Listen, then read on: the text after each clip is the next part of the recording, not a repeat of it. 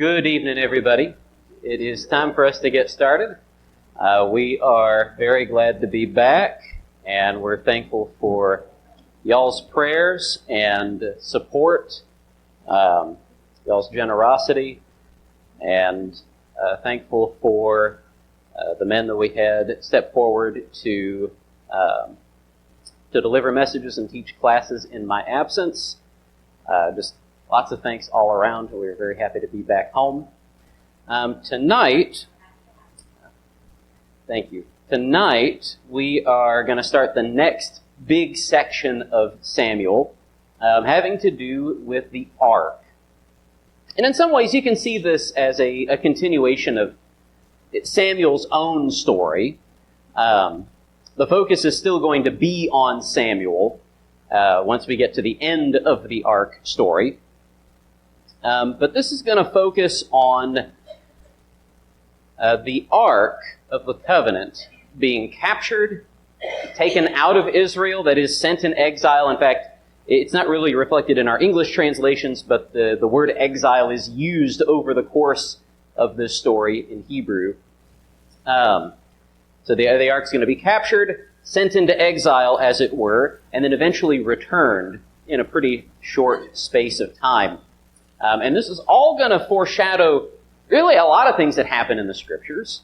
You know how God likes to work in telling the story of salvation. He likes to tell the same story over and over again, so that eventually, if we read it enough, we'll get the point.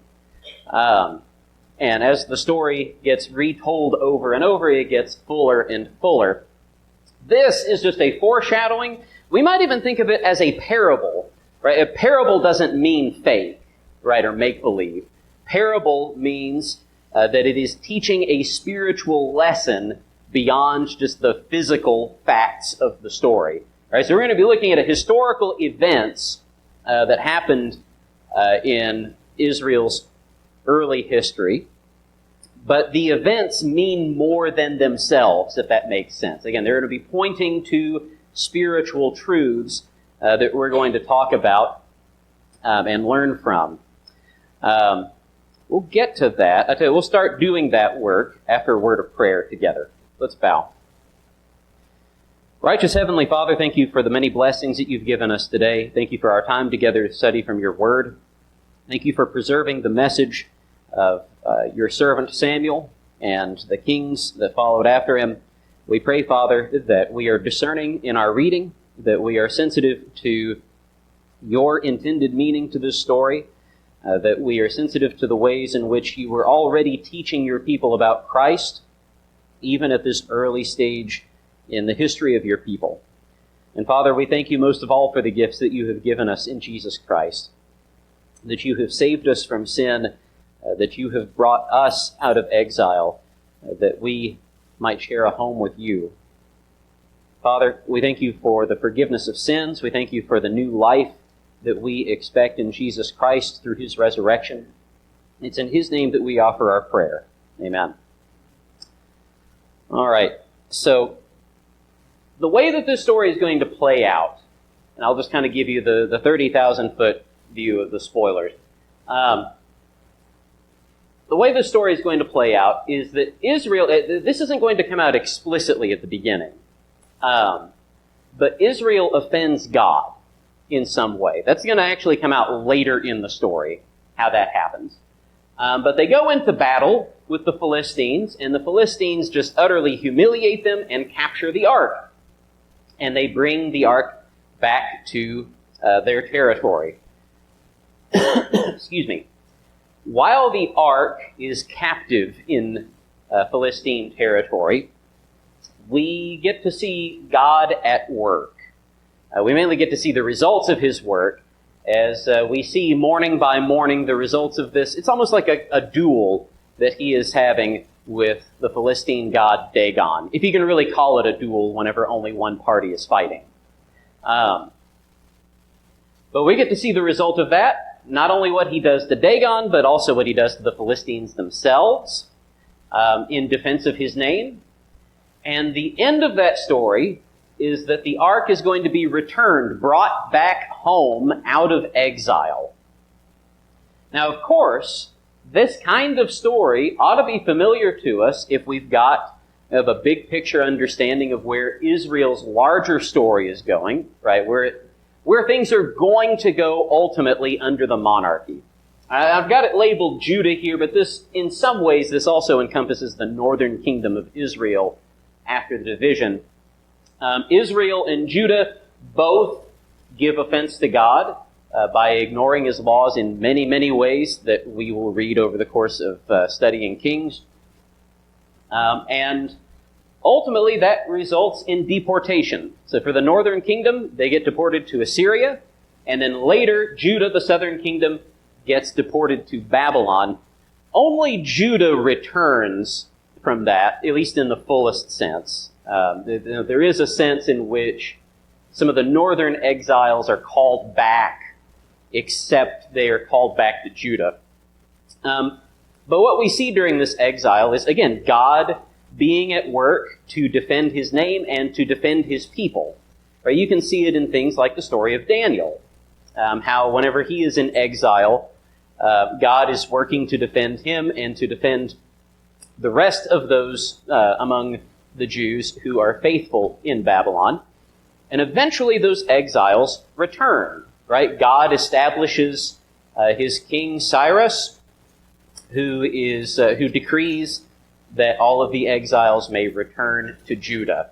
All right, so you've got this story of sin and the punishment for sin and God's mercy and redemption that plays out through the story of the ark, the story of Judah, and of course all of that is fulfilled in the gospel story. All right, this is a story that all of us are living out, where everybody begins lost in sin, giving offense to God. The result of that is that we are doomed to die, that we are ultimately doomed to be banished from God's presence. Right? That's one way of stating the doctrine of hell. Right? What does it mean to be in eternal damnation? It means to be banished from God's presence. That is exile. But in the midst of that trouble, we find God at work to save people, specifically through Jesus' work on the cross. And ultimately, the result of that is that we get to experience the forgiveness of sins. We get to experience new life in Jesus Christ, new creation, as Paul calls it, new creation that begins in the here and now, but is ultimately consummated in the final resurrection, in the last day, whenever Christ comes in judgment. So the exile of the ark is foreshadowing all of that. We could also model this in a different way. One thing we're going to notice about the ark story that we're about to read is that in this instance, this should remind us, in some measure, of that sin cycle that we talked about in Judges. How Israel would give themselves over to sin, whether it's worshiping other gods or doing X, Y, or Z, and God delivers them into the hands of oppressors, and they cry out to God, and God has mercy on them. In this instance, though, the details are a little different. Because who ends up going into exile in this story? Israel doesn't. Right? They stay in their home territory, and ultimately they're going to be delivered from the Philistines, as we'll read in just a little bit. But it's the ark that goes into exile. And I hope to spend some more time talking about this later, but I want us to notice something interesting that God is doing here. He is putting his own self, putting his own name on the line. Because, and this is going to be an important factor for this story, the ark, remember, is God's presence among Israel. We're going to see that come out in the story repeatedly. And so, in a sense, God sends himself into exile by allowing the ark to be carried off captive. What do you think he would, why do you think he would do that? Why would God put his own self on the line to save his people? Does that story sound familiar to you? I mean, it's the story of the cross. Again, we're comparing it to something we've already compared it to, but framing it in a slightly different way. The Ark of the Covenant undergoes capture, exile, and return, and it should remind us of the work of Christ, the Son of God, who puts himself on the line in our stead. Right? Remember, in this instance, it's Israel who deserves to be punished, but God takes the punishment, as it were. This is an early proclamation of the gospel. The Son of God takes the punishment on himself, even though we are the ones who deserve it, and it plays out as death, burial, but then ultimately resurrection. Right? Whenever the ark goes out, it doesn't go out to stay out, it comes back. Whenever Christ dies, he doesn't stay dead, he doesn't stay in the grave, he comes back. All right, so that's ultimately where all of this is pointing. So we should have all these things in mind as we read and as we see how God acts, how Israel acts, and how the Philistines act over the course of this story. Before we jump in, we should also remember some of the things that we've already read in the book of Samuel. We should interpret this episode about the ark according to some of the big ideas that were already announced in the first section of the book, especially through the words of Hannah at the beginning of chapter 2. All right, you really want to remember her prayer and the kinds of things that she's confessing in that prayer. Specifically, that God will resist the proud, but give grace to the humble. Right, to put it in New Testament terms. If you go back to Hannah's prayer, that's what it's all about. Is that the full are going, the rich are going to be sent away empty, the hungry are going to be filled. There's going to be reversal going on. We're going to see a lot of that in the ark story. We're going to see a lot of arrogant people brought low. Israel's going to be brought low. The Philistines are going to be brought low. Eli is going to be brought low. And then we will also see some people exalted over the course of this story. Last thing, before we jump into the reading itself, you know what? Actually, I'll save that for another time. I'm ready to go ahead and read the chapter. I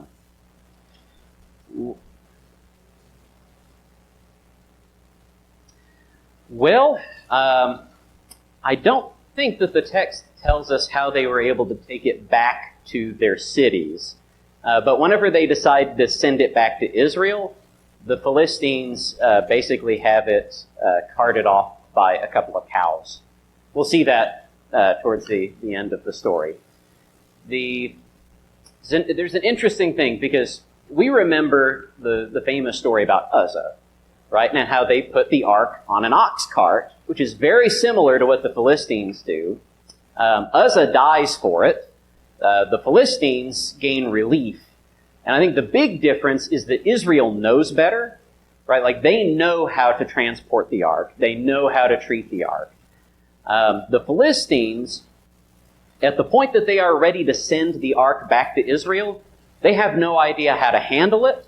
What they know is that the God of Israel is powerful, and that they are under his wrath, and that they need his mercy. And so,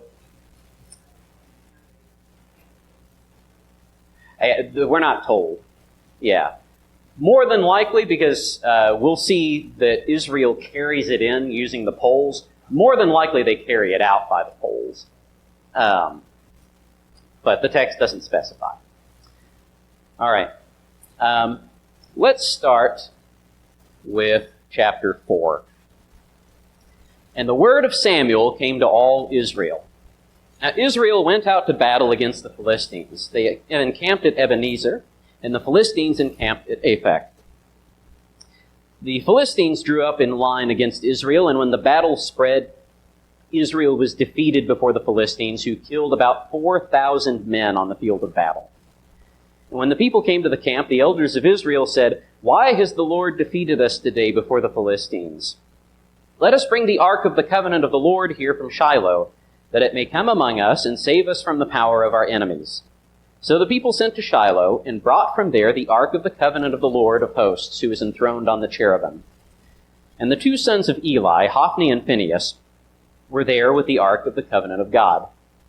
As soon as the ark of the covenant of the Lord came into the camp, all Israel gave a mighty shout, so that the earth resounded. And when the Philistines heard the noise of the shouting, they said, "What does this great shouting in the camp of the Hebrews mean?" And when they learned that the ark of the Lord had come to the camp, the Philistines were afraid, for they said, "A god has come into the camp." And they said, "Woe to us, for nothing like this has happened before. Woe to us! Who can deliver us from the power of these mighty gods? These are the gods who struck the Egyptians with every sort of plague in the wilderness. Take courage and be men, O Philistines, lest you become slaves to the Hebrews as they have been to you. Be men and fight." So the Philistines fought, and Israel was defeated, and they fled, every man to his home. There was a very great slaughter, for 30,000 foot soldiers of Israel fell. And the ark of God was captured, and the two sons of Eli, Hophni and Phinehas, died. The man of Benjamin ran from the battle line and came to Shiloh the same day, with his clothes torn and with dirt on his head. When he arrived, Eli was sitting on his seat by the road watching, for his heart trembled for the ark of God. When the man came into the city and told the news, all the city cried out. When Eli heard the sound of the outcry, he said, "What is this uproar?" Then the man hurried and came and told Eli. Now Eli was 98 years old, and his eyes were set so that he could not see. The man said to Eli, "I am he who has come from the battle. I fled from the battle today." And he said, "How did it go, my son?" He who brought the news answered and said, "Israel has fled before the Philistines, and there has also been a great defeat among the people. Your two sons also, Hophni and Phinehas, are dead, and the ark of God has been captured." As soon as he mentioned the ark of God, Eli fell over backward from his seat by the side of the gate, and his neck was broken, and he died, for the man was old and heavy. He had judged Israel 40 years. Now his daughter-in-law, the wife of Phinehas, was pregnant, about to give birth. And when she heard the news that the ark of God was captured, and that her father-in-law and her husband were dead, she bowed and gave birth, for her pains came upon her. And about the time of her death, the women attending her said to her, "Do not be afraid, for you've borne a son." But she did not answer or pay attention. She named the child Ichabod, saying, "The glory has departed from Israel," because the ark of God had been captured, and because of her father-in-law and her husband. And she said, "The glory has departed from Israel, for the ark of God has been captured." All right, so this episode, you should notice, by the way, at this point in the story, Samuel's barely in it. All right, we heard him in the first sentence of the first verse of chapter 4. The word of Samuel came to all Israel. We're not going to hear of Samuel at all again until chapter 7. There's going to be a reason for that. We've got Samuel on the bookends of this story. But we will talk more about that when we get to the end of the story. This episode, though, starts with a war. We're not told who starts it, but the Philistines are in Israelite territory. Aphek is an Israelite city. And later, the Philistines speak about there being masters over Israel. So we suspect that it's Philistine aggression. But that's not what the text focuses on. The important thing for us to know, the text wants us to know, is that Israel loses that first battle. And a lot of their men die on the field, 4,000 men. And when they retreat back to the camp, they ask themselves, what has gone wrong? And they come up with a plan. Now, I want you to see specifically who it is who does the asking. and the planning. In verse 3, when the people came to the camp, the elders of Israel said, "Why has the Lord defeated us today before the Philistines? Let us bring the Ark of the Covenant." They're the ones who ask the question. They're the ones that come up with the plan. Now, if we're just considering the history of Israel straight through, at this point, we are disinclined to like the elders of Israel already. Because the last time we saw the elders of Israel was at the end of the book of Judges. It's not too far back in your Bible. Go to Judges chapter 21, verse 16. So you remember the last story in Judges, it's the rape of the Levite's concubine. And you remember that Israel goes to war. There is a civil war over this incident where all of the tribes get together and almost eradicate the tribe of Benjamin. We're going to notice, by the way, Benjamin keeps coming up. We've already seen a Benjaminite in our story in Samuel. We're going to see some more Benjaminites. But at this point in Judges 21, the tribe of Benjamin has almost been entirely wiped out. And there's this question, well, what are we going to do? Go to verse 16. Then the elders of the congregation said, "What shall we do for wives for those who are left, since the women are destroyed out of Benjamin?" And they said, right, so notice how they're asking the question and immediately coming up with the answer themselves. "There must be an inheritance for the survivors of Benjamin, that a tribe not be blotted out from Israel. Yet we cannot give them wives from our daughters, for the sons of Israel had sworn, 'Cursed be he who gives a wife to Benjamin.' So they said, 'Behold, there's a yearly feast of the Lord at Shiloh,'" which is where our story in Samuel happens to be taking place. "Shiloh, which is north of Bethel, on the east of the highway that goes up from Bethel to Shechem, and south of Lebanah. And they commanded the people of Benjamin, saying, 'Go and lie in ambush in the vineyards and watch. If the daughters of Shiloh come out to dance in the dances, then come out of the vineyards and snatch each man his wife from the daughters of Shiloh, and go to the land of Benjamin. And when their fathers or their brothers come to complain to us, we will say to them, Grant them graciously to us, because we did not take for each man of them his wife in battle, nor did we give them to them, else you would now be guilty.' And the people of Benjamin did so, and took their wives according to their number from the dancers whom they carried off. And they went and returned to their inheritance, and rebuilt the towns, and lived in them. And the people of Israel departed from there at that time, every man to his tribe and family. And they went out from there, every man to his inheritance. In those days there was no king in Israel. Everyone did what was right in his own eyes."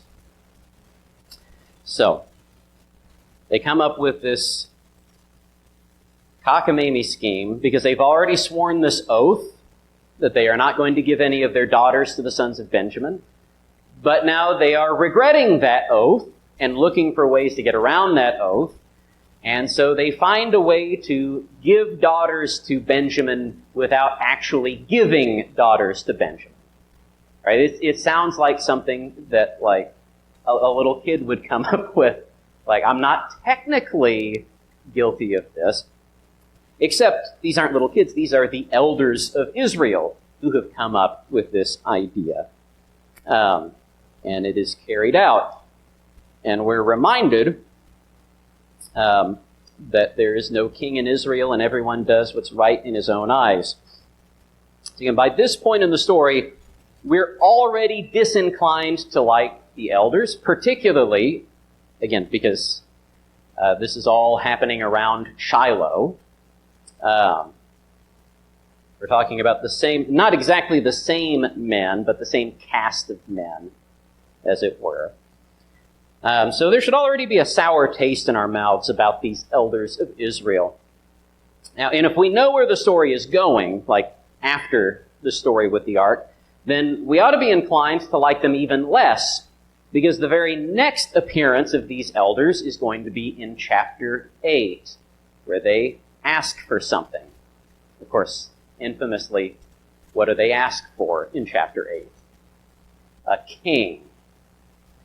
That's what we're going to read about. We'll talk about this more when we get there, but we pretty often act like it's just Israel in general that is asking for a king in 1 Samuel 8. And it ultimately kind of morphs into that over the course of the chapter. By the end of the chapter, it's the people who are talking to Samuel.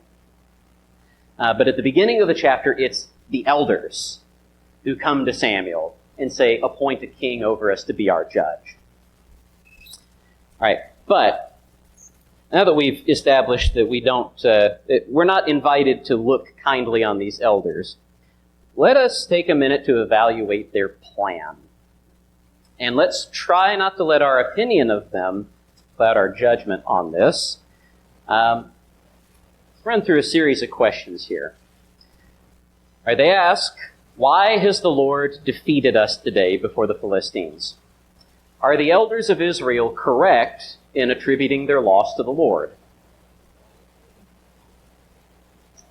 If you're not certain on that, by the end of this episode, particularly once we get into, say, chapter 7, you'll have enough to be able to definitively say yes, that they are right in thinking that it is the Lord who brings about this loss. In fact, based even on Israel's past, whenever Israel loses a battle, like we've seen in Joshua, like we've seen in Judges, what's almost always the cause? Some sin on their part, and so ultimately this is being enforced by God, right? God is delivering them into the hands of their enemies because of their sin.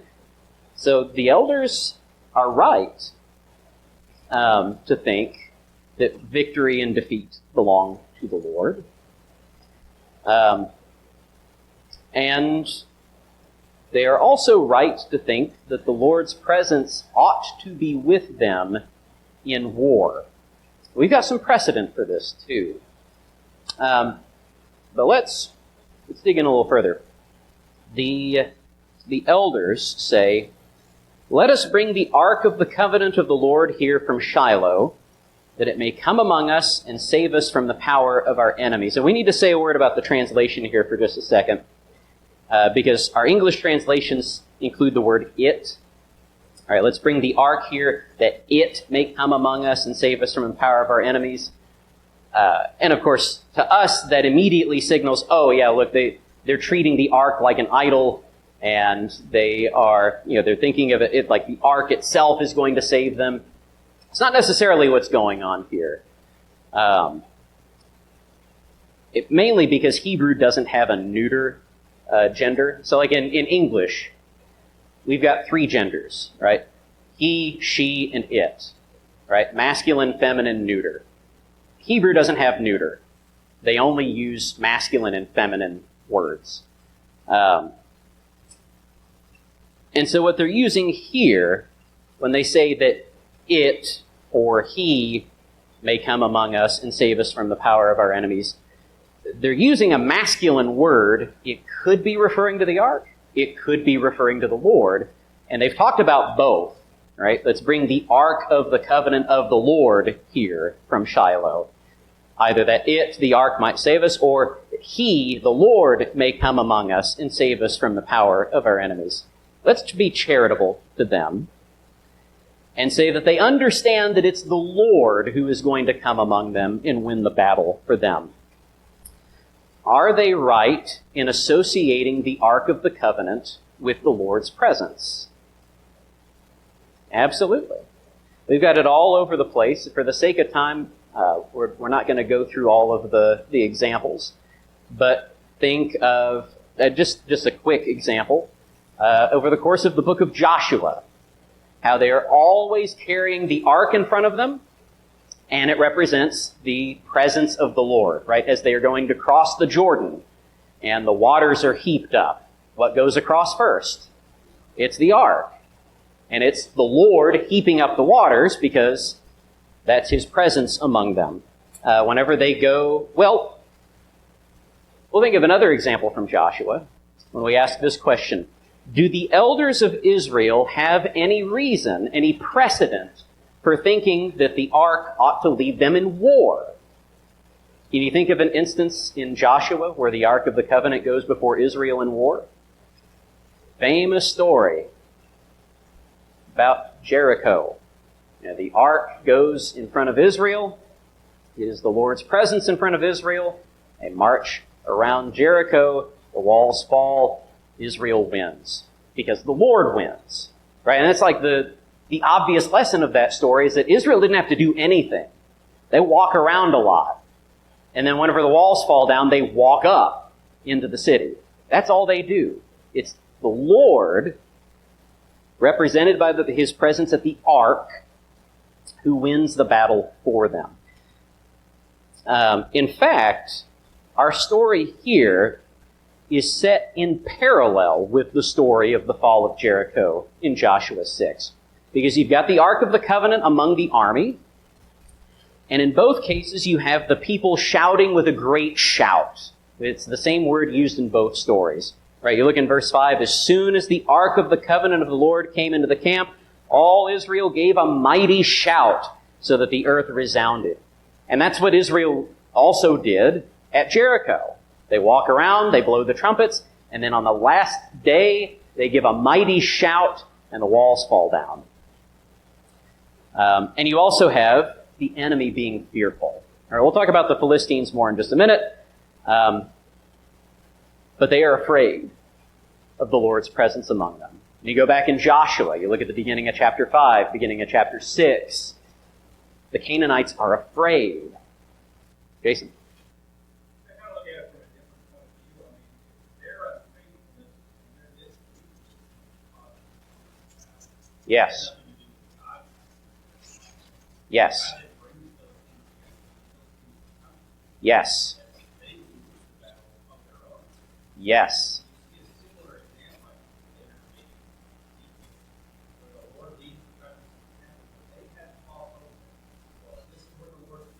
He's going to be there. Yes. Yes.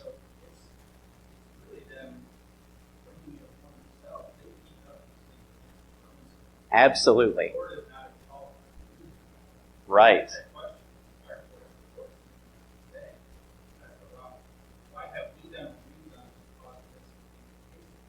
Yeah. Mm-hmm. Yes. Mm-hmm. Yes. Yes.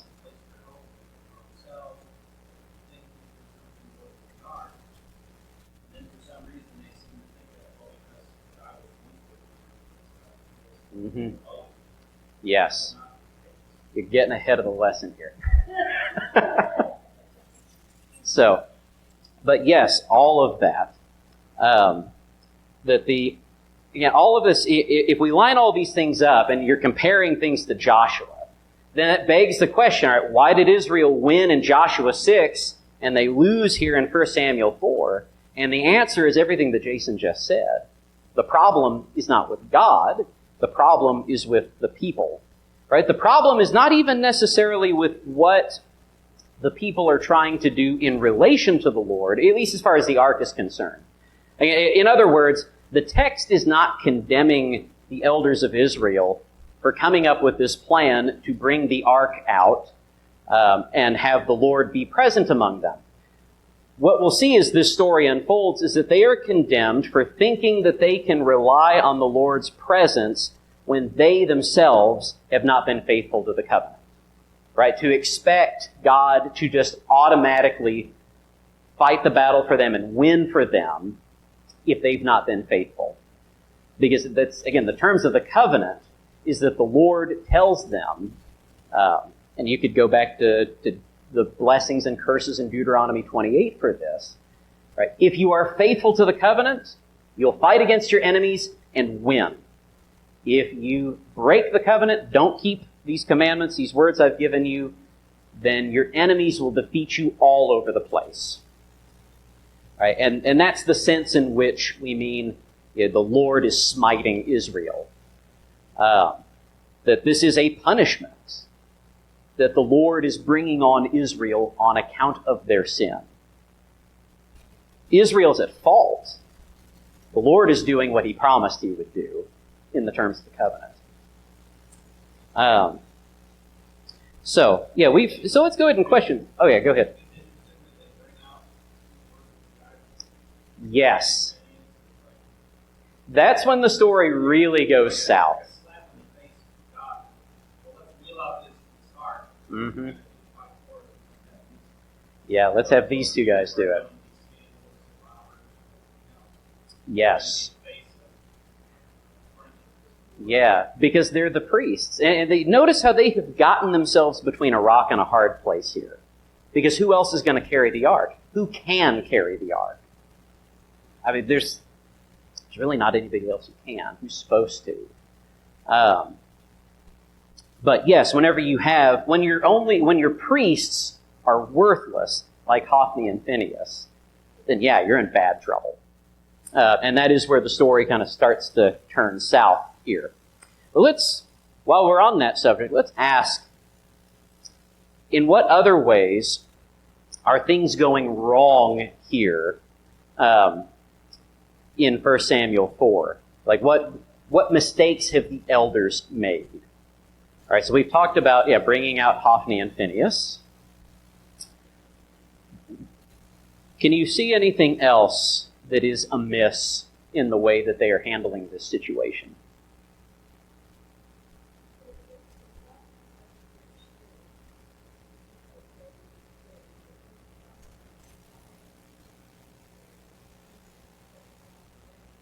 Mm-hmm.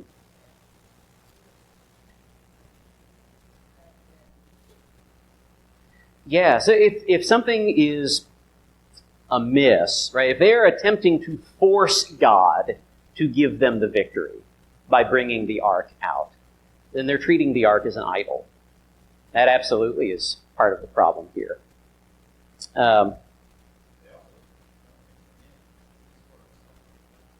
Yes.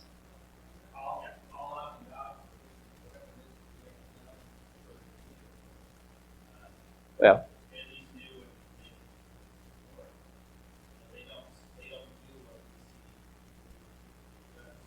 Mm-hmm.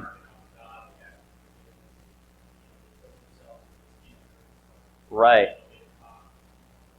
And that is really interesting. I'm glad you brought up the comparison to Judges, because we noted during Judges that in all of those times where Israel cries out, they're not penitent. Like, there's maybe one time in the book of Judges that we see them even act penitent. The rest of the time they're just crying out, "Save us." Here, the elders of Israel don't even do that.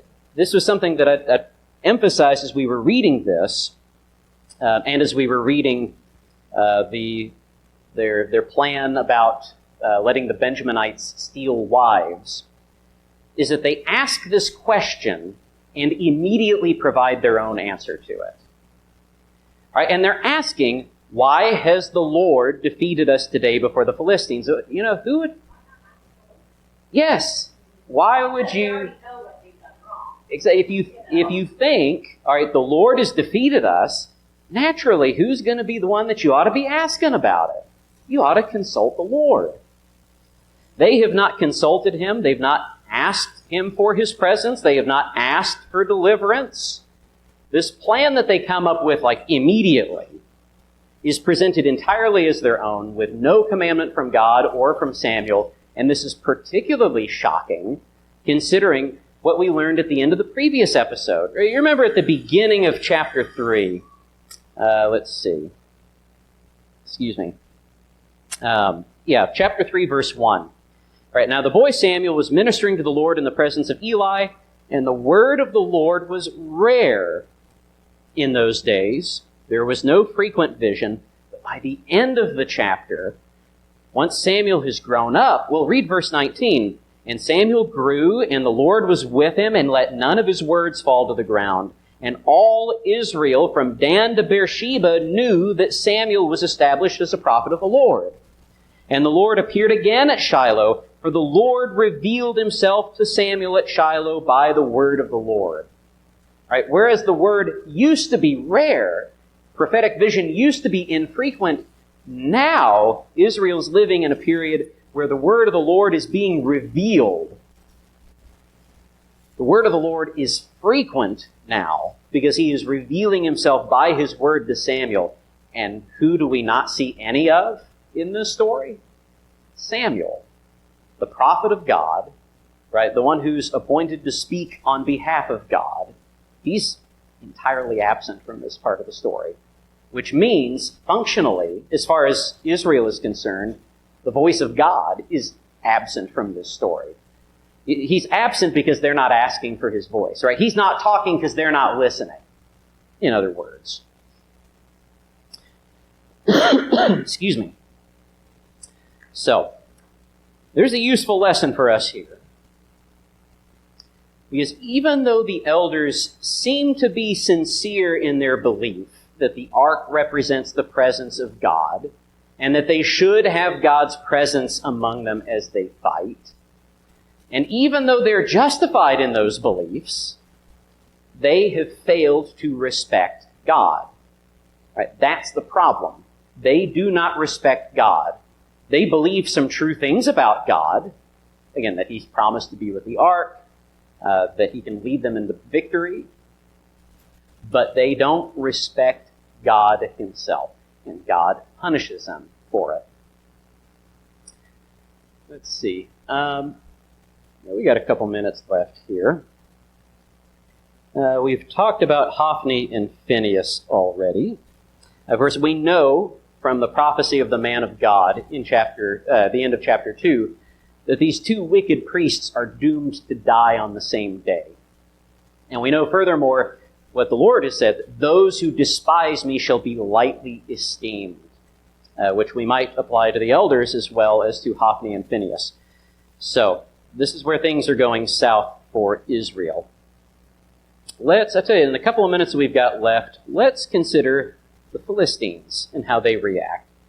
They react with fear. We might even say with reverence of a sort. One of the things that we should follow over the course of this episode is this comparison and contrast that's going to be set up between Israel and the Philistines. They're going to be side by side all through this story for us to compare. We will find that they are often alike in ways that don't flatter Israel. And we will also find that they are unalike in ways that also don't flatter Israel. For now, I want us to notice the Philistines' attitude toward the ark. In their way of thinking, what does it mean for the ark to have come into the camp? What do they say in verse 7? What's it mean that the ark has come into the camp of the Hebrews?